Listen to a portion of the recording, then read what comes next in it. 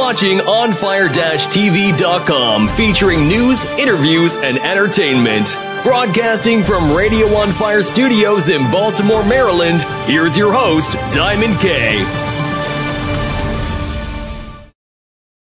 Welcome back. You man, Diamond K in here, of course. The Diamond K Show, OnFire-TV.com, OnFire-TV.com. So much to get into, so much that I gotta talk about. But I really want to focus on Baltimore City Schools.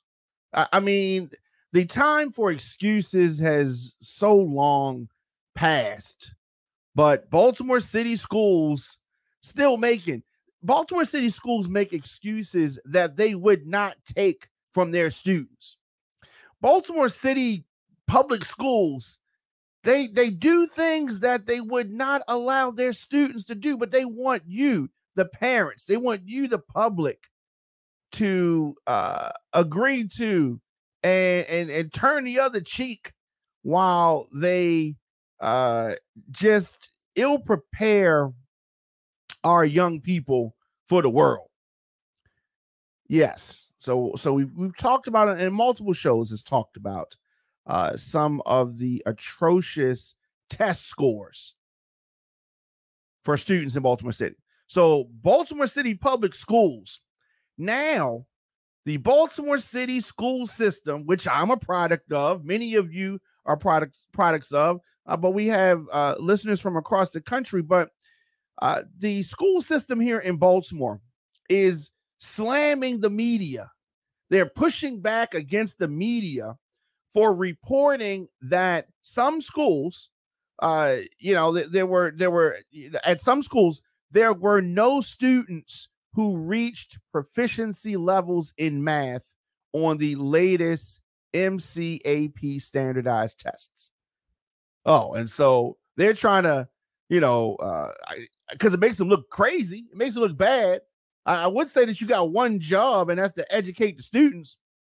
I would say you got one job, and that is to prepare these students to take tests.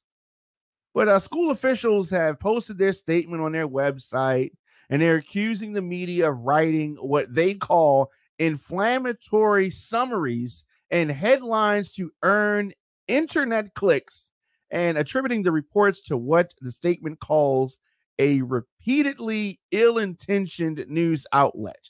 Okay, so that's Fox 45. Now, I always slam Fox 45, right? Now, this happens to be something that On Fire TV and Fox 45 agree on.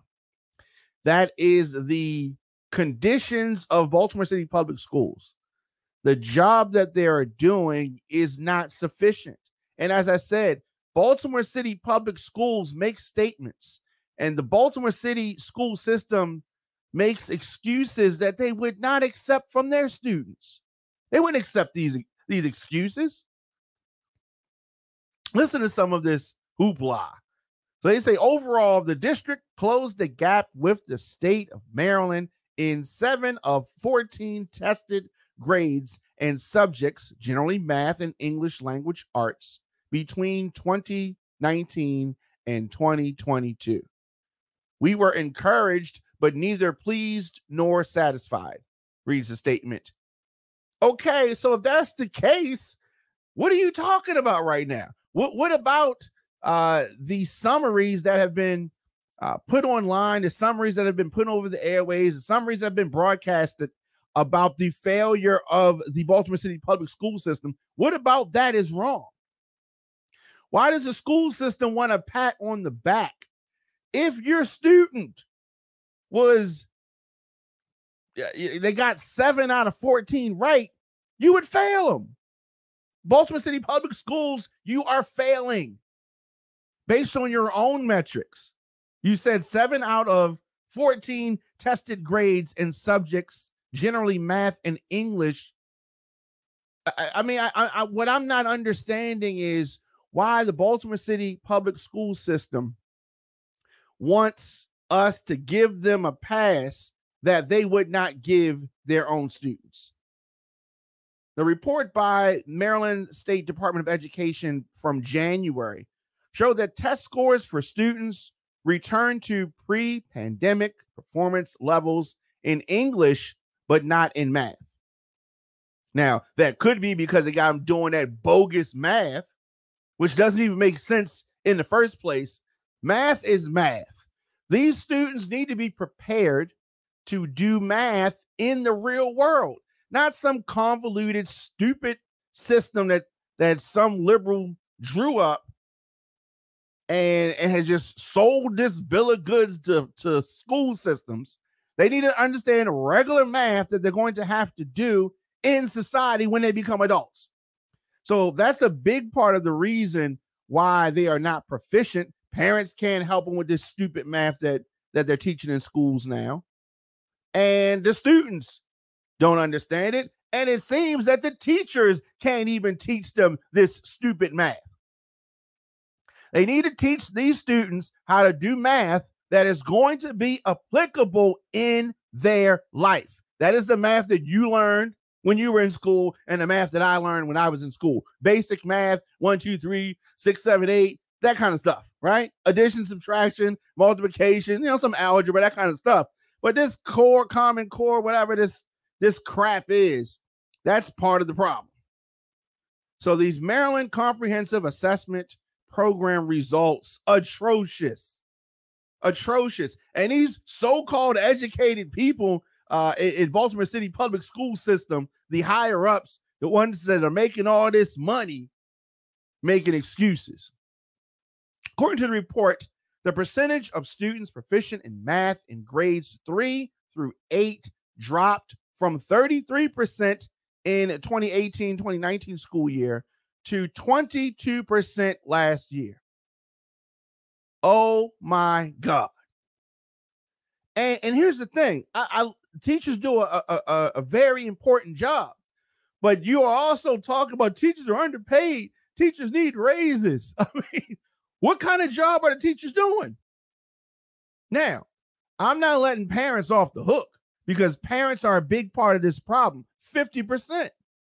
Because you also need to reinforce what the students are learning in school. You can't just put it all on the teachers. And then teachers have to do their job as well. But this calls for parents reinforcing what was learned during the day. Parents need to be involved. I understand that you work. I understand you got other things to do, but you also have to be invested in your child's life.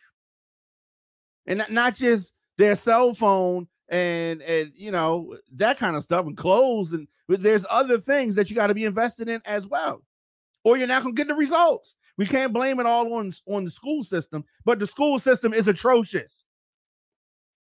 I'm not letting any of them off the hook.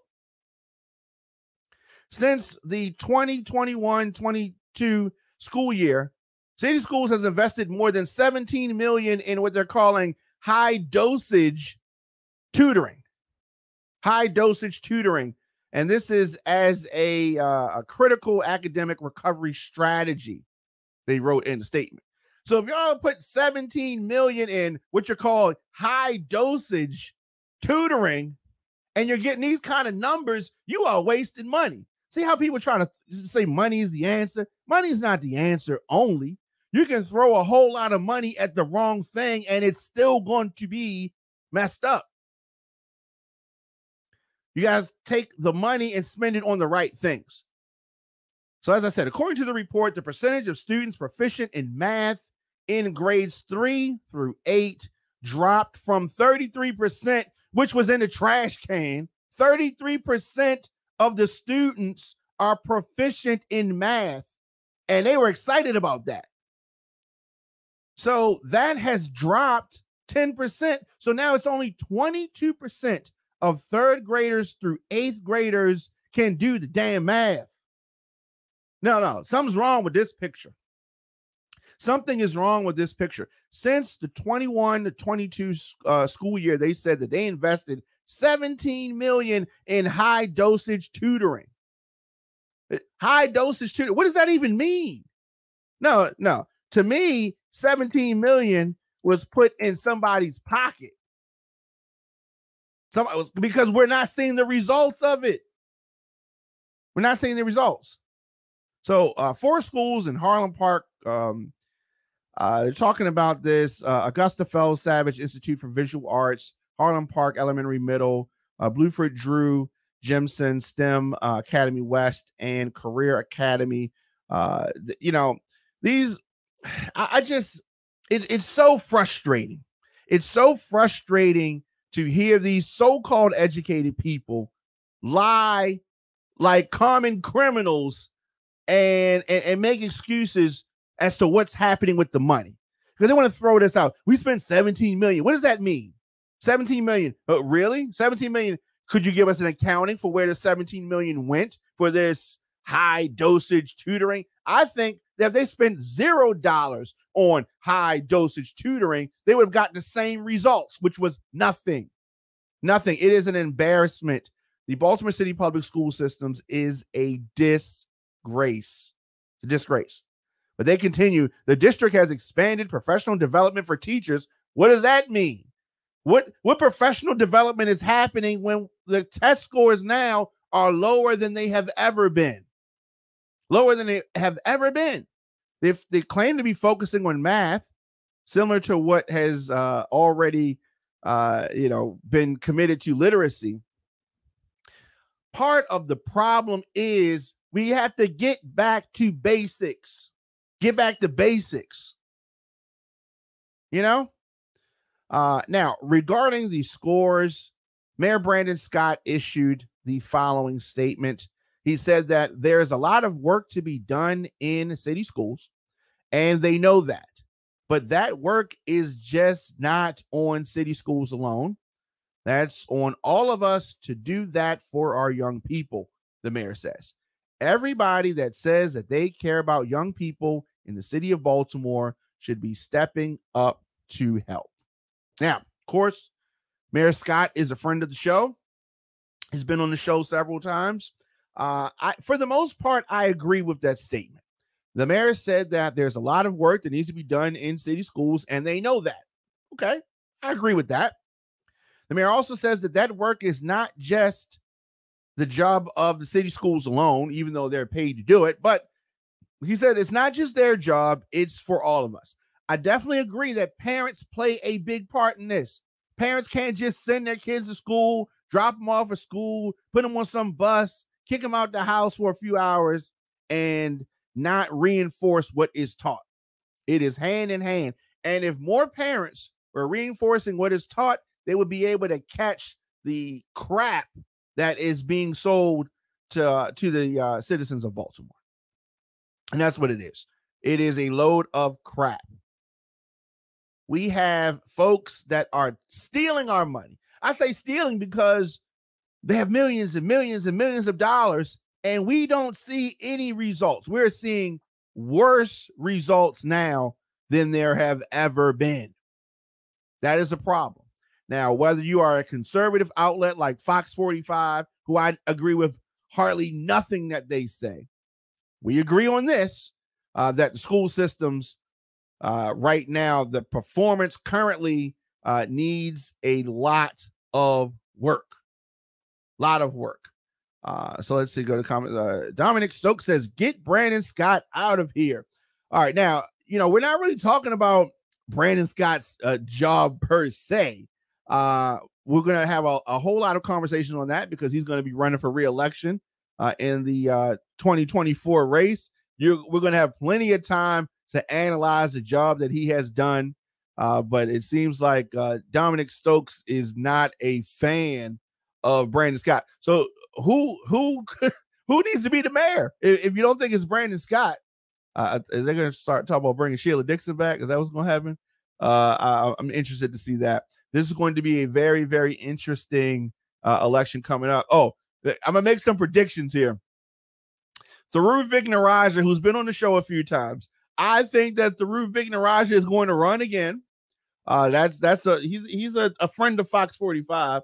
I mean, he's a friend of the show as well. I don't have anything personally against him. And as I said, he's been here to the show several times. He brought his father a couple times. But I just think that he gets behind some topics that I don't know. I need to have another conversation with him. It's been a while since I've had a chance to chop it up with him, but I'm predicting that he is going to be running for that job. He ran for it before. And so Dominic Stokes is saying, yes, bring back Sheila Dixon. I'm sure Sheila Dixon would like to come back. I'm sure that Sheila Dixon would like to come back. But like I said, we have the 2024 race, which is a presidential race. It's also going to be one that the city of Baltimore is going to be selecting their next mayor. So that is going to be interesting. So we're going to do this. We're going to take a quick break, and then we're going to come back and we're going to talk about the Baltimore City Schools CEO and some recommendations that she wants to make. She thinks she knows. I don't know what she knows, but she's a smart lady. I understand that. She knows how to get that money. She's getting some money. She knows how to get some money out of the city of Baltimore. But we're going to talk more about her. We come back right after this on the Diamond K Show. Stay tuned.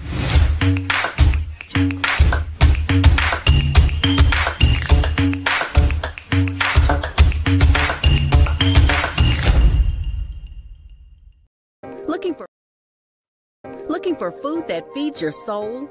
Hoodfellas Bistro and Catering is your local African-American-owned restaurant offering American cuisine. Located across from the courthouse, we offer daily jury specials to reward civic duty. Enjoy our full-service restaurant and fully stocked bar. Dine in, pick up, delivery, and catering. Our themed happy hours feature live music, handcrafted drinks, and weekly specials. Book your private event at hoodfellowsbistrocatering.com. Welcome back. You man, Diamond K in here. We're talking about Baltimore City Schools. The excuses, the time for excuse making is well past. There has been so much unaccounted for money across the board at Baltimore City Schools. Baltimore City Schools are a very, very bad joke. Very bad joke. Now, the CEO recommends contract renewal for a charter school. So Dr. Sandelisis yesterday recommended that the school board renew the contract for the Baltimore Collegiate School for Boys. The recommendation is the first step to keep this charter school open. The CEO of the school said that the charter fell short in one area of their annual review, which was the reason for the possibility of closure. Again, these school systems want you, the people of Baltimore, to accept things that they would not accept from their students. They want that. Now, I understand that parents in the community are fighting to keep this Baltimore charter school open, right? They are facing the possibility of closure. For former council people are trying to rally support for them, but they are facing the possibility of closure because of their failure to be proficient. So why should you again have your contract renewal when you've been failing the students? This is a business. This is a CEO. He's not a principal, right? He's a CEO. Your business has been failing, Edwin Advent, who is the CEO of the school that is on the chopping block, as it should be.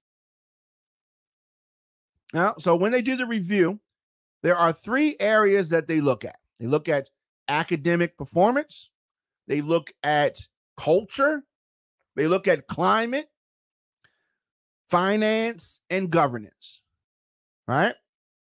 So culture and climate is together, finance and governance is together. So academic performance, culture and climate, that's one. Finance and governance, that's another. So in the area of academic performance, they claim that they're fine. I think that that is subjective. In the area of culture and climate, just barely passing. When you get to the category of finance and governance, well, that is that's where things get a bit sketchy. So the audits, shaky. the area of operator capacity and those type of things that, their letters, concern, reprimand, things like that. The governance, the way the school is run, finances, sketchy. So you're doing just fine in regards to the standards of Baltimore City Public Schools, money and things like that.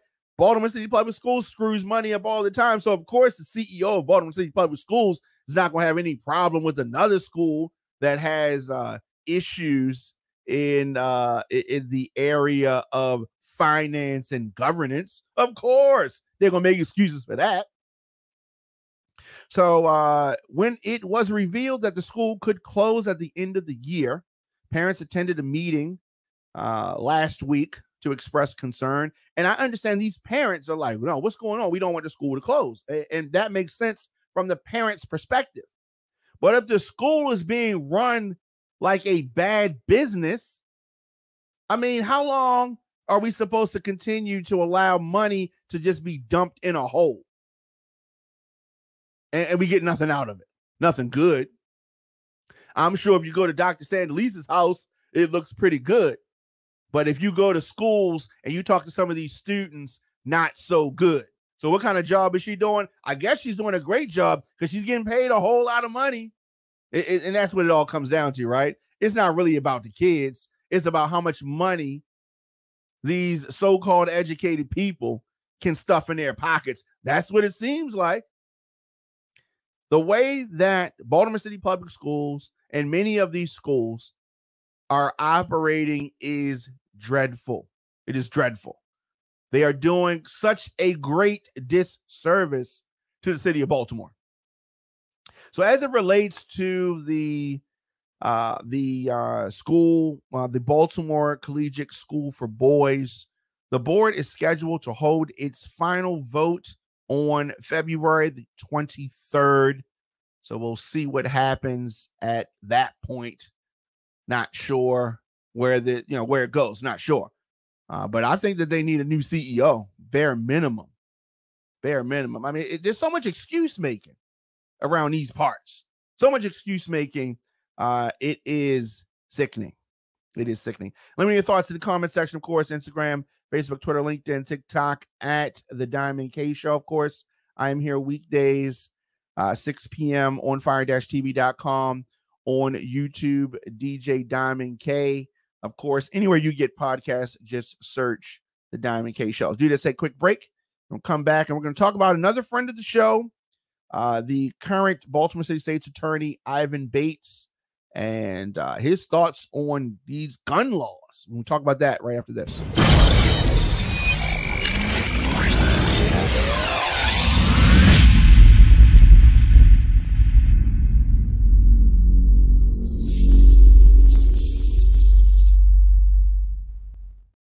Welcome back. Welcome back. Your man Diamond K in here. Of course, you want to get in touch with me, send me music, booking info, djdiamondk@gmail.com, djdiamondk@gmail.com.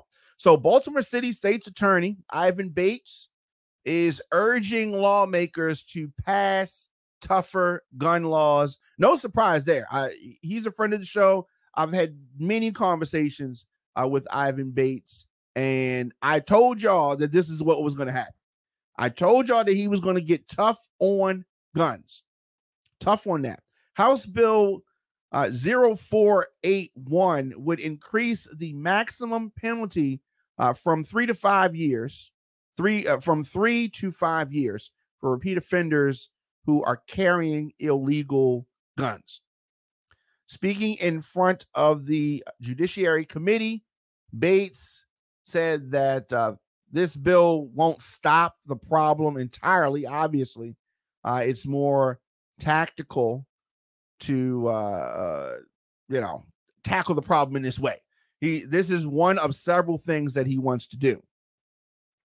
So he thinks that increasing the penalty, the maximum penalty, and this harsher sentence is one tactic that he wants to use. And so individuals will know that there's a harsher penalty for carrying illegal handguns. He thinks that some may think twice. Not everyone, but some will think twice. Bates said that those sentenced to 3 years usually only do about 8 months. Think about that. Somebody getting sentenced to 3 years usually does 8 months. Wow. So now by bumping the jail time to 5 years, the offenders will likely get about 15 months. Oh, we definitely need tougher sentencing. So you get sentenced to 3 years, you might just do 8 months. You get sentenced to 5 years, and you will likely get 15 months. These numbers are crazy. Mr. Bates said this: I recognize, having been a criminal defense attorney, 3 years has been a joke because individuals carrying guns, they have always been able to get 3 years because people aren't worried about being held accountable. The state's attorney says, if the bill is passed, it will go into effect in October of this year. So what do you think about that? Do you think that this is a very small step. So this will, in terms of how much time folks convicted would spend, the offenders would probably, roughly double the amount of time that they're behind bars if this happens. I think that it will happen. I think that it should happen. I think that it is a good step in the right direction because there is there's a lot of, there's a lot of feeling, not of lawlessness, but we need to clamp things down just a bit. Clamp things down just a bit here in the city of Baltimore. Let me know your thoughts in the comment section. Of course, Instagram, Facebook, Twitter, LinkedIn, TikTok, at The Don McKay Show. Of course, onfire-tv.com. Take a quick break, and we'll be back right after this.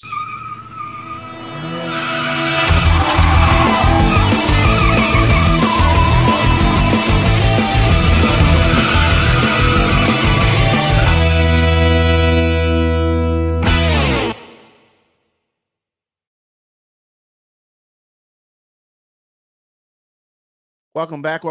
You ran Don McKay in here. Of course, the Don McKay Show on fire-tv.com. Need to get in touch with me, DJ Don McKay at gmail.com. A 15-year-old girl who was shot in North Baltimore tonight is in critical but stable condition. Police Baltimore police said that they were called around 6:15 tonight to the 800 block of East 43rd Street. That's where the police located a 15-year-old girl with gunshot wounds. Paramedics stabilized her, took her to the hospital where she is undergoing surgery. Shantae Jackson, director of the Mayor's Office of Neighborhood Safety and Engagement, said that the victim is a freshman at Mervo. The shooting scene is near the Walter P. Carter Elementary and Middle School. That is all we know right now. Teenage girl shot in North Baltimore, and she is in critical condition. Yes, the time is now for tougher gun laws. And I don't even know if what Ivan Bates is proposing is tough enough. I think that we really need to raise the bar right now. Looking for food that feeds your soul? Hoodfellas Bistro and Catering is your local African-American owned restaurant offering American cuisine. Located across from the courthouse, we offer daily jury specials to reward civic duty. Enjoy our full-service restaurant and fully stocked bar. Dine in, pick up, delivery, and catering. Our themed happy hours feature live music, handcrafted drinks, and weekly specials. Book your private event at hoodfellowsbistrocatering.com. Welcome back. You man, Don McKay in here. Of course, the Don McKay Show on fire-tv.com, on fire-tv.com. Before we go, there was this viral post that claims that confidential informants collect salaries over $80K in some states. That was mind-blowing to me. And when it comes to the rap game, when it comes to the world of organized crime, the act of snitching, aka cooperating with law enforcement, is definitely frowned upon. It is loathed. It is hated. Now, according to this, if an individual who has witnessed or partaken in illegal activity involving either entity can be coerced into providing law enforcement with intel, it seems that it can be quite lucrative. It seems that they can make, couple dollars, more than a couple of dollars. So according to these reports, confidential informants in the United States earn about $84,000 annually, equating to roughly $7K a month.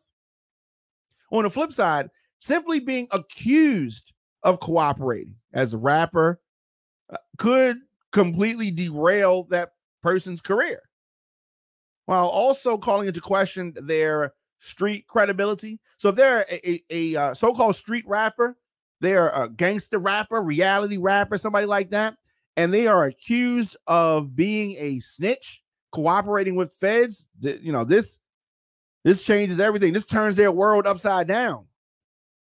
Now, these instances came to fruition with certain rappers linked to Lil Kim's perjury case back in 2005. Remember that? The trial of the 9 Trey gangsters back in 2018. This current YSL RICO case, it's interesting.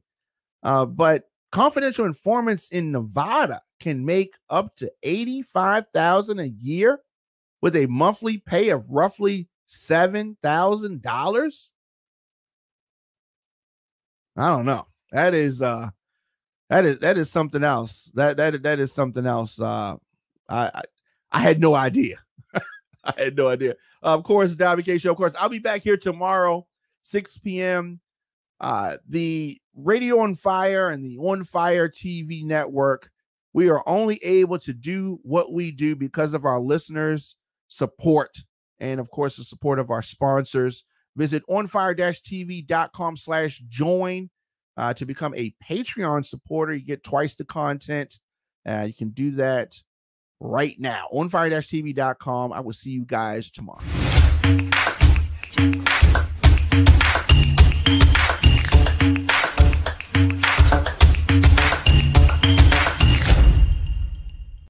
Looking for food that feeds your soul? Hoodfellas Bistro and Catering is your local African-American owned restaurant offering American cuisine. Located across from the courthouse, we offer daily jury specials to reward civic duty. Enjoy our full-service restaurant and fully stocked bar. Dine in, pick up, delivery, and catering. Our themed happy hours feature live music, handcrafted drinks, and weekly specials. Book your private event at hoodfellowsbistrocatering.com.